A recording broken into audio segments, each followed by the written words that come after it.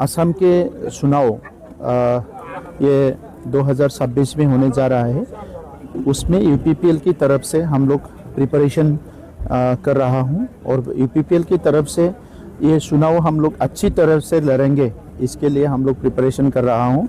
और बोडोलैंड में जितना भी कॉन्स्टिट्यूंसी है इसमें हम लोग काम कर रहा हूँ 15 कॉन्स्टिट्यूंसी में, और बोडोलैंड के बाहर भी कुछ कॉन्स्टिट्यूंसी है जहाँ पे हम लोग के चाहने वाले हैं, जो हम लोग को बुलाए हैं, वहाँ पे हम लोग का पार्टी का काम शुरू हो गया है।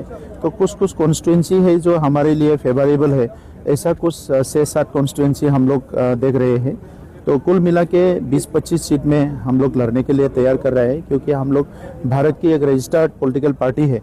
तो असम एक अच्छा असम हम लोग चाहते हैं, शांति के असम चाहते हैं, विकास चाहते हैं, और असम में रहने वाले 140 जो समुदाय है, जो बिछड़े हुए हैं, जो समस्या भरी हुई है, उन लोगों के लिए हम लोग यूपीपीएल की तरफ से यूपीपीएल मॉडल का पॉलिटिक्स को लेके काम करेंगे। और आने वाले चुनाव के बाद असम में जो सरकार बनेंगे वो सरकार में हम लोग हिस्सा लेंगे, और उसमें जो है ये जो समुदाय का काम नहीं हुआ है, जिसका भाषा संस्कृति बहुत सारे प्रॉब्लम्स है, उसको हल करने के लिए, उसको सोल्यूशन करने के लिए हम लोग बात रखेंगे। सर अलायंस के बारे में क्या सोचेंगे? अलायंस के बारे में हम लोग अभी तक निर्णय नहीं लिया।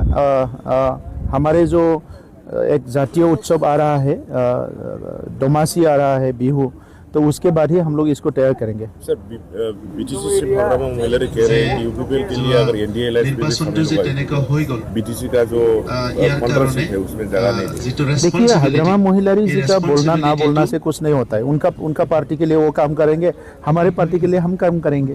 तो उसके लिए हम लोग थोड़ी ना उसके लिए उसको पूछ के हम लोग काम करेंगे।